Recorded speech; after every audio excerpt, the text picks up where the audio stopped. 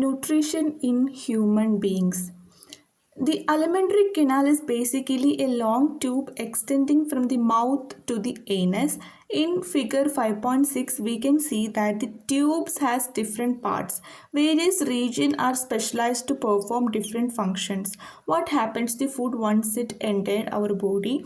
We shall discuss with process here.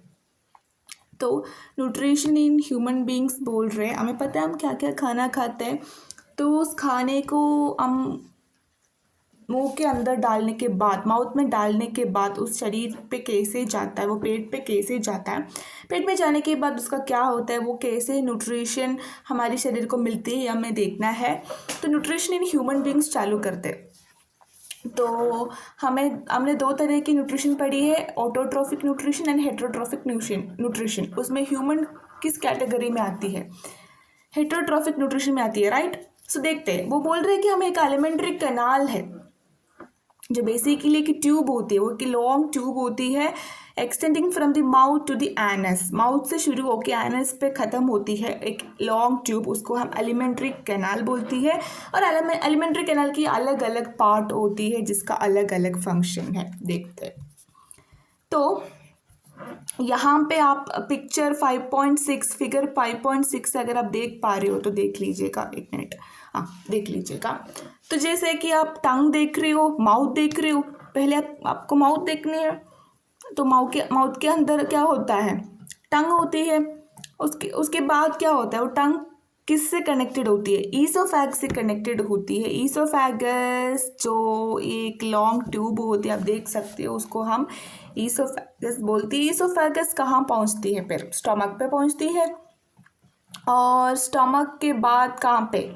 Stomach के बाद small intestine, उसके बाद लार्ज इंटेस्टाइन, उसके बाद एनस। तो यहाँ पे आप और भी कुछ ऑर्गन्स देख सकते हो, जैसे कि पैंक्रियास जो होता है वहाँ पे है, लिवर है, अपेंडिक्स है, गॉल ब्लैडर है, डायफ्राम है, ये सब देख सकते हो। तो देखेंगे हम क्या क्या है।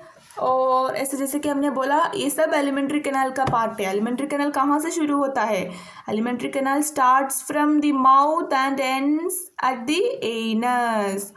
ओके, तो उसके अलग अलग पार्ट हमें अभी अब जैसे हमने बताया, माउथ एक पार्ट है, ईसोफेगस एक पार्ट है, स्टमक एक पार्ट है एलिमेंट्री कैनाल का, तो उसके हम डिटेल में देखेंगे। तो शुरू करते हैं।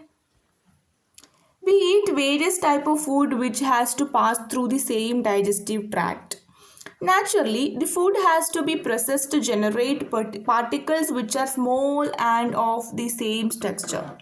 This is achieved by crushing the food without teeth. Since the lining of the canal is soft, the food is also wetted to make its passage smooth. When we eat something, we like our mouth waters. This is actually not only waters but a fluid called saliva secreted by the salivary glands. Another aspect of the food we ingest is its complex nature. If it is to be absorbed from the alimentary canal, it has to be broken into smaller molecules. Okay. तो क्या बोल रहे, कुछ जैसे कि हम अलग अलग खाना खाते हैं ना, लेकिन वो पेट में जाकर एक ही तरह का बन जाता है। वो कैसे बन जाता है? क्या हम अलग अलग खाना खाते हैं, लेकिन वो पेट में जाने के बाद हमें पता थोड़ी ना चलता है कि हमने कौन सी खाई। मतलब पता चलता है, डॉक्टर उनको पता चलता है, लेकिन नॉर्मली जब हम देखते हैं सिर्फ, तो हमें तो पता नहीं होता कि उसमें क्या क्या है। टेस्ट करने के बाद पता चलता है कि वो कौन कौन सी फूड दी, कौन कौन सी खाना था। लेकिन पहले तो हमें नहीं पता होता है, जैसे देखते तो पता नहीं चलता कि मिक्स हो गया होगा वो। तो एक्चुअली डाइजेशन का प्रोसेस का काम ही ये होता है कि जो कॉम्प्लेक्स मॉलिक्यूल होता है ना, उनको सिंपलर मॉलिक्यूल में कन्वर्ट करना, ताकि अब्सॉर्प्शन जो है वो ईजी हो जाए। हमें न्यूट्रिशन कैसे मिलते हैं बेटा? हमें न्यूट्रिशन कैसे हमारे खाने से मिलता है। और जो खाने के अंदर न्यूट्रिशन छुपा हुआ है उसको हमारे शरीर ले नहीं पाता है सही। उसको लेने के लिए हमें अपनी जो खाने को है उसको ग्राइंड करके उसको छोटे छोटे पार्टिकल्स में कन्वर्ट करनी पड़ती है, ठीक है। उसके बाद उसको डाइजेस्ट करना पड़ता है। उसके बाद क्या होती है, उसकी क्या होती है, अब्सॉर्प्शन होती है। उसके बाद न्यूट्रिशन हमारे ब्लड में दौड़ती है। तो ब्लड जैसे दौड़ते हैं ना, उसमें न्यूट्रिशन ले लेते हैं, ब्लड सेल सब न्यूट्रिशन ले लेते हैं।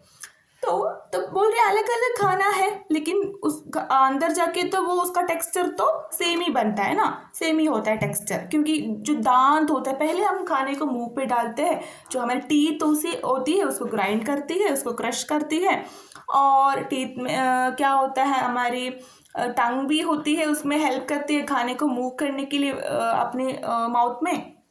और उसके बाद एक वाटरी सब्सटेंस प्रोड्यूस करता है। जैसे कि आप सबको पता है, जब आपको एक अच्छा खाना मिलता है तो आपके मुंह में पानी आता है ना। मुंह में पानी क्यों होती है? पानी क्या होती है? पानी में क्या होती है? सलेवा होती है। जो सलेवरी ग्लैंड जो हमारी माउथ में होती है बेटा, हमारी माउथ में एक ग्लैंड है जिसका नाम है सलेवरी ग्लैंड। ये सलेवरी ग्लैंड क्या प्रोड्यूस करती है? सलेवरी अमिली एक्चुअली सलेवा प्रोड्यूस करती है। सलेवा में एक एंजाइम होता है सलेवरी अमिलेज। वो क्या करती है? वो खाने को ब्रेक डाउन करने के लिए हेल्प करती है। ठीक है, तो माउथ को बक्कल कैविटी भी बोलती है, तो बक्कल कैविटी भी कह सकते हो आप। तो उसमें सलेवरी ग्लैंड होती है जो सलेवा प्रोड्यूस करती है। उसको हम उसी को हम वाटर कहते हैं ना, मुंह में पानी आता है ऐसा बोलते हो तो उसको बोलते हैं।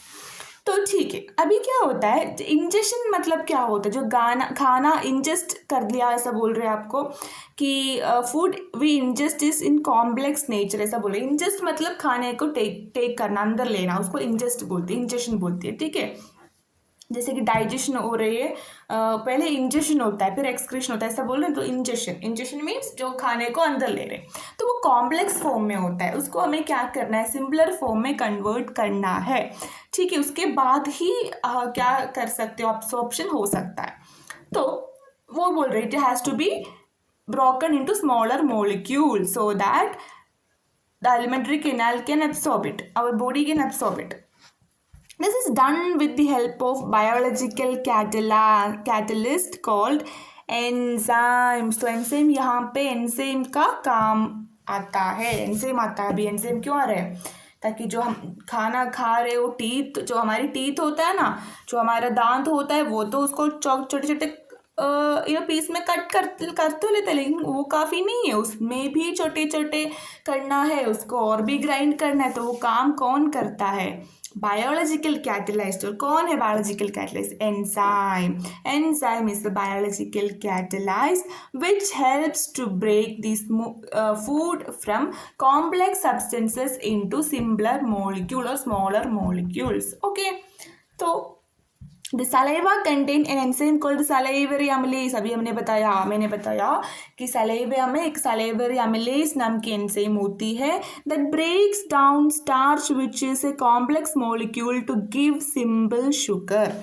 तो मोस्टली हम ज़्यादातर कार्बोहाइड्रेट खाते हैं, कार्बोहाइड्रेट ही होता है। हमें पता है डिफरेंट तरह के जो न्यूट्रिशन में हमने अभी पहले बताया हुआ है, हमें पता है कौन कौन सी क्या क्या हम बोलते हैं जो कि हमारे शरीर को चाहिए होता है। जो न्यूट्रिशन में हम बोल रहे हैं, ये सारे चीज़ें हमें ज़रूरी होती है। तो वो कौन कौन सी चीज़ें हैं? जैसे कार्बोहाइड्रेट हो गया, प्रोटीन हो गया, फैट हो गया, ये सब हमें चाहिए होता है। तो इसमें मोस्टली हम जो खाना खा रहे हैं ना, जो राइस वगैरह होता है और वीट होता है, उसमें पूरा ज़्यादातर कार्बोहाइड्रेट ही होता है। और सलाइवरी अमिलेज में जो एंजाइम है, सलाइवरी अमिलेज नाम की जो एंजाइम है, वो क्या करते हैं बेटा? कार्बोहाइड्रेट को ब्रेक डाउन करती है और सिंपल शुगर में कन्वर्ट करती है।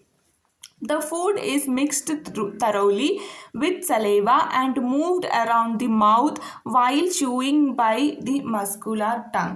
तो वो मस्कुलर टंग जो होती है वो मस्कुलर होती है, मतलब उसका मूवमेंट हो सकता है, तो उसको मूव कर सकते हैं। तो खाने को ना ये टंग की हेल्प से हम मूव कर सकते, दैट्स इट। चू कर सकते, फिर चू कर सकते, चू में हेल्प करती है। तो it is necessary to move the food in a regulated manner along the digestive tube so that it can be processed properly in each part. The lining of canal has muscles that contract rhythmically in order to push the food forward. This peristaltic movement occurs all along the gut. तो वो बोल रहे कि टंग की help कहाँ होती है, टंग की हेल्प जैसे कि खाने को मूव करना ज़रूरी है, तो it is necessary to move food in regulated manner along the digestive tube so that it can be processed properly, तो उसको मूव करना होता है, ठीक है। तो टंग होता है जो खाने को हमारी मुंह से मूव करके कहाँ पे ले जाती है, कहाँ पे ले जाती है, एक ट्यूब जो आप देख रहे हो ना, जो टंग से शुरू होता है, वो एक ट्यूब देख रहे हो वहाँ पे दे देते हैं। तो वहाँ पे क्या होता है, उसकी जो कैनाल के जो डाइजेस्टिव ट्रैक के जो मसल्स जो होता है ना, जो उसमें एक मसल होता है उसकी लाइनिंग में, मतलब क्या बोल रहे हैं, उसकी लाइनिंग में एक मसल्स होती है, तो वो मसल्स क्या हेल्प करती है, उसको पुश करने में हेल्प करती है खाने को कहाँ move forward, it helps to push the food forward. तो कहाँ पे जाके फिर खाना स्टमक पे जाती है, तो खाने को स्टमक पे जो भेज रहे हैं वो पुश कर रहे, जो मसल्स पुश कर रहे हैं ताकि वो ठीक से पेट में ही पहुँचे, और उस मूवमेंट को हम पेरिस्टाल्टिक मूवमेंट बोलते हैं। तो from the mouth the food is taken for the stomach through the food pipe और ईसोफेगस। तो माउथ से जो जो मुंह से खाना जो ले लेते हैं उसको क्या बोलते हैं, ईसोफेगस बोलते हैं, उसको स्टमक में जाके दे देते हैं। तो the food is taken to the mouth through the food pipe और ईसोफेगस को हम फूड पाइप भी बोलते हैं।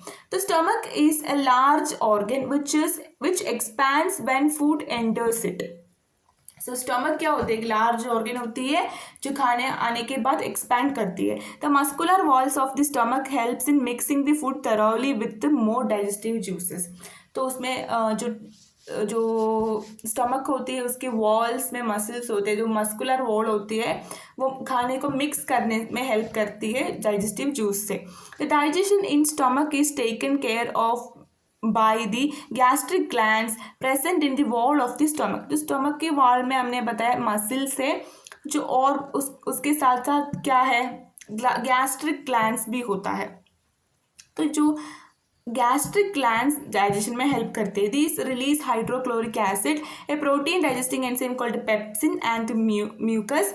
The hydrochloric acid create an acidic medium which facilitate the action of the enzyme pepsin।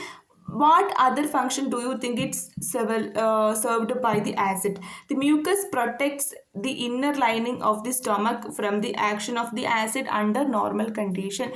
We have often heard adults complaining about acidity. Can this be related to what has been discussed above? Okay तो आगे थोड़ा सा भी बोल रहे हैं, हम जल्दी से ख़त्म करने की कोशिश करेंगे। तो क्या बोल रहे हैं उसमें बेटा, कुछ नहीं, इसमें जो पढ़ने की ज़रूरत चीज़ें होती है आपको पता ही होगा ना, डाइजेस्टिव ट्रैक का जो पार्ट्स होते हैं आपको पता ही होगा कि कौन कौन सी पार्ट्स होती है डाइजेस्टिव सिस्टम में, उनकी फंक्शन भी आपको पढ़नी है, आपको एक एक करके पढ़ना है। तो आप क्या कर सकते हो, आप देख लीजिए, आप देख सकते हो, एक मिनट ये क्या कर रही हूँ मैं, ठीक है।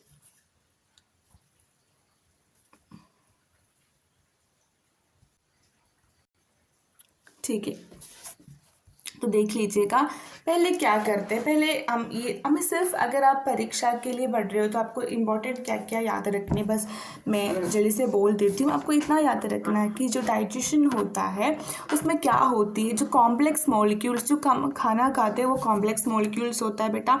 तो उन कॉम्प्लेक्स मॉलिक्यूल्स को ब्रेक डाउन करनी है सिंपल और स्मॉलर मॉलिक्यूल्स में, तो यही होता है डाइजेशन। तो उसके लिए क्या करते हैं, पहले हम खाना मुंह पे लेते हैं, तो क्या करते हैं, हमारे टंग जो टीथ एंड टंग होता है उसको क्या करते हैं, उसको छोटे छोटे कर देते हैं। टीथ जो है वो ग्राइंड कर लेता है खाने को, च्यू कर लेते हैं हम खाने को, फिर कट कर लेते हैं, फिर ग्राइंड कर लेते हैं। तो उसमें हमारी टंग भी हमें हेल्प करती है मूवमेंट के लिए, क्योंकि मस्कुलर टंग होता है। तो उसके बाद सलाइवरी ग्लैंड होती है हमारी माउथ में, वो सलाइवा प्रोड्यूस करती है।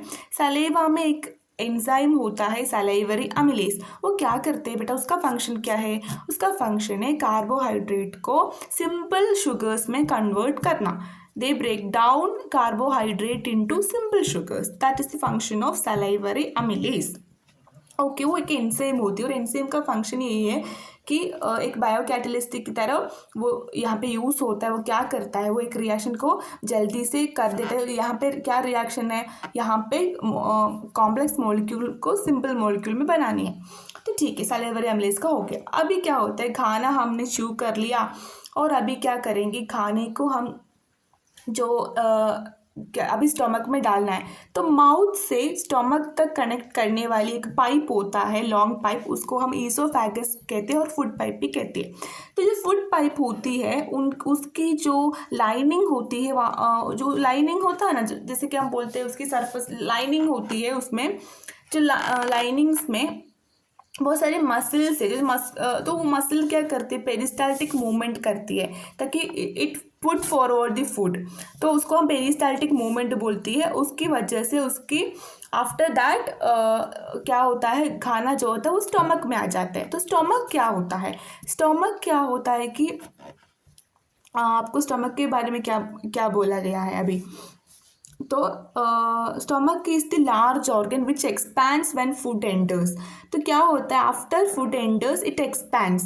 तो उसके स्टमक के वाल में भी मसल होती है, मस्कुलर वाल होती है।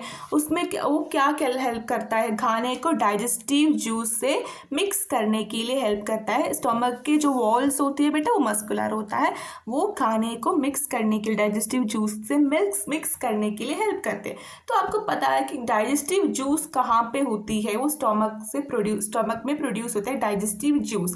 इट्स नथिंग बट ये डाइजेस्टिव जूसेस क्या है, डाइजेस्टिव जूसेस जो खाने को डाइजेस्ट करने के लिए हेल्प करता है। तो जो आप देख रहे हैं ना कि स्टमक के वॉल मस्कुलर होता है और उसके लाइनिंग में हम देख सकते हो गैस्ट्रिक ग्लैंड प्रेजेंट है। ठीक है, गैस्ट्रिक ग्लैंड पसंद है, उसमें गैस्ट्रिक जूसेस प्रोड्यूस करते हैं, हाइड्रोक्लोरिक एसिड उसमें प्रोड्यूस होता है, एक protein digesting enzyme called pepsin वो होता है, एंड म्यूकस, ये तीनों क्या होती है वहाँ पे होती है। तो हाइड्रोक्लोरिक एसिड का काम क्या है, हाइड्रोक्लोरिक एसिड हेल्प करते हैं खाने को डाइजेस्ट करने में। ठीक है, और एक और काम होता है, वो फैसिलिटेट करता है पेप्सिन की एक्शन को। पेप्सिन क्या है, एक प्रोटीन डाइजेस्टिंग एंजाइम है, उसकी एक्शन को फैसिलिटेट करता है कौन, HCl, हाइड्रोक्लोरिक एसिड। और म्यूकस का फंक्शन क्या है, म्यूकस का फंक्शन है हमारे स्टमक को प्रोटेक्ट करना। क्योंकि क्या होता है ना बेटा कि ज़्यादा हम अगर हाइड्रोक्लोरिक एसिड हमारे शरीर में प्रोड्यूस हो रहा है तो हमारे लिए अच्छी बात नहीं है, तो उससे एसिडिटी हो जाती है। आपने सुना होगा कुछ लोग बोले हुए कि एसिडिटी हो गया, तो वो इसलिए होता है क्योंकि ज़्यादा HCl प्रोड्यूस हो रहा है। और ये HCl क्या कर सकता है, हमारे स्टमक के वॉल को डिस्ट्रॉय कर सकता है, तो वो ये नहीं होना चाहिए। तो म्यूकस क्या करती है, स्टमक की जो इनर लाइनिंग होती है, जो अंदर की लाइनिंग होती है, उसको प्रोटेक्ट करती है। ठीक है, वो म्यूकस का क्या काम होता है, म्यूकस होता है स्टमक में, और पेप्सिन नाम की एक प्रोटीन डाइजेस्टिंग एंजाइम होती है, और हाइड्रोक्लोरिक एसिड होती है। ठीक है, तो इसलिए एसिडिटी होती है हाइड्रोक्लोरिक एसिड अगर ज़्यादा हो तो, लेकिन उसको ज़्यादा नहीं होना चाहिए, उसको एक मात्रा में, नॉर्मल नीडेड मात्रा में होनी चाहिए ताकि फूड डाइजेस्ट हो सके। नेक्स्ट क्या बोल रहे हैं, the exit of food from the stomach is regulated by A sphincter muscle which releases it in small amount into the small intestine. वो क्या बोल रहे हैं, अभी खाना कहाँ है, अभी खाना स्टमक में है, तो स्टमक से खाना कहाँ जाएगा, इंटेस्टाइन में जाएगा, स्मॉल इंटेस्टाइन में। तो स्मॉल इंटेस्टाइन में जो रिलीज करता है ना, तो वो जो स्पिंक्चर मसल होता है वहाँ पे स्टमक के एंड में एक स्पिंक्चर मसल होता है, sphincter muscle which releases it in small amount into the small intestine.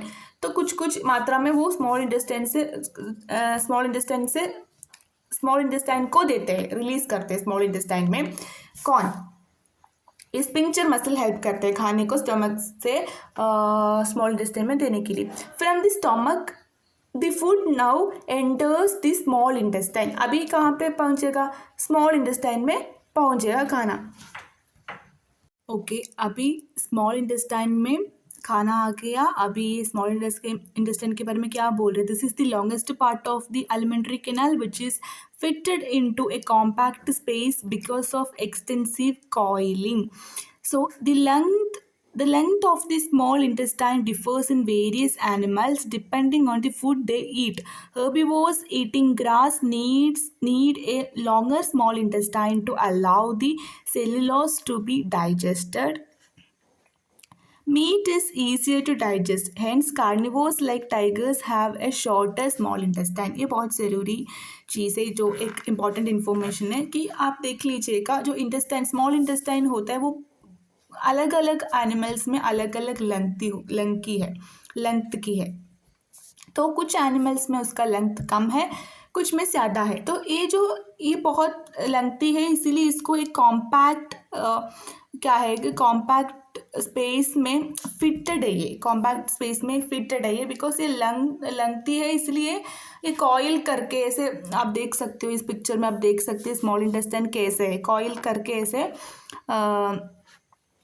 रखा हुआ है। लेंथ में जैसे फूड पाइप होती है, फूड पाइप है, वैसे नहीं रखा हुआ है, उसको कॉइल करके उसे समेट के रखा, जैसे कि एक फिटेड स्पेस में जो ऐसे ही कॉइल करके रखा हुआ है, बिकॉज वो बहुत लेंथी होती है और अलग अलग एनिमल्स में उसका लेंथ अलग अलग होता है।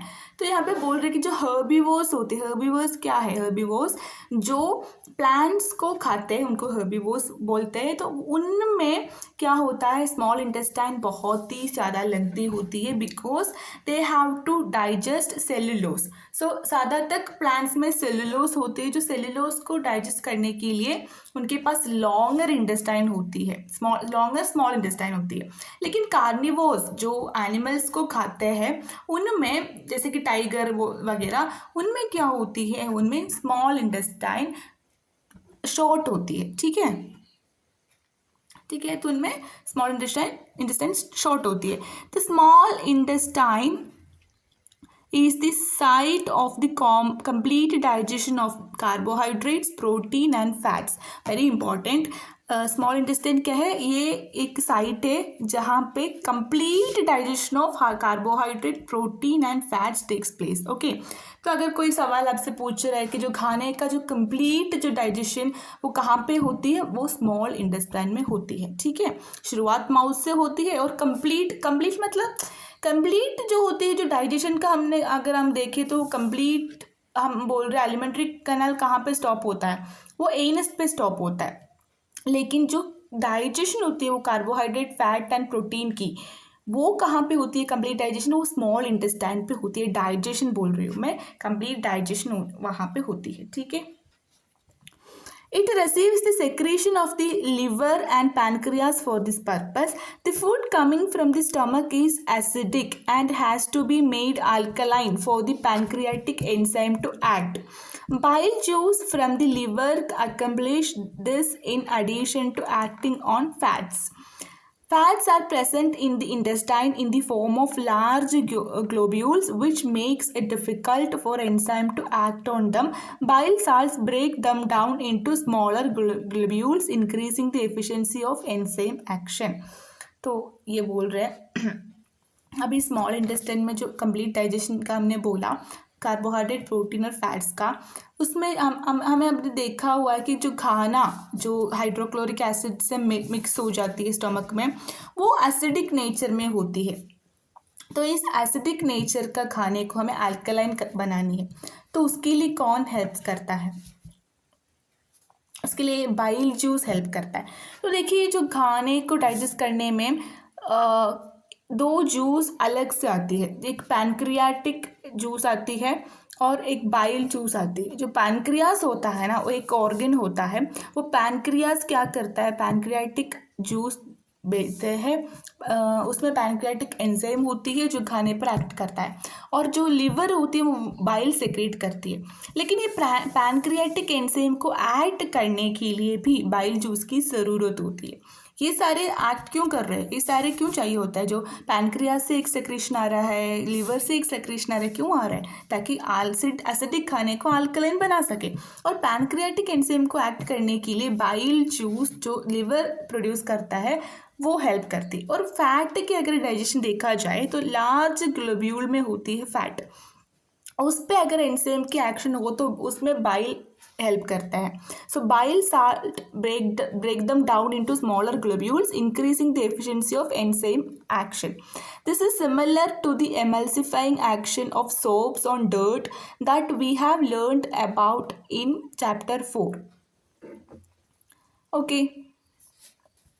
The pancreas secrete pancreatic juice which contain enzyme like trypsin for digesting protein. The pancreas secretes pancreatic juice which contains enzymes like trypsin for digesting protein and lipase for breaking down emulsified fat. तो अभी हमने देखा जो fat की जो emulsification है उसमें bile juice help करता है. आफ्टर दिस ये जो इमल्सिफाइड फैट होती है और प्रोटीन जो होती है उस पर कौन एक्ट करता है? जो पैनक्रियाटिक जूस होती है वो एक्ट करता है. और पैनक्रियाटिक जूस में दो एंजाइम होती है जिसका नाम है, पहले का नाम है ट्रिप्सिन और दूसरे का नाम है लिपेस. ओके. जो ट्रिप्सिन होता है वो प्रोटीन पे काम करता है और लिपेस होता है वो इमल्सिफाइड फैट को ब्रेक डाउन करती है. तो walls of the small intestine contain glands which secrete intestinal juice. अभी जो इंटेस्टाइन स्मॉल इंटेस्टाइन की जो वॉल्स होती है उसमें भी ग्लैंड्स होती है, वो इंटेस्टाइन जूस को सेक्रीट करता है. The enzyme present in it finally convert the protein to amino acid, complex carbohydrate into glucose and fat into fatty acid and glycerol. तो देखिए इसमें आपको देखने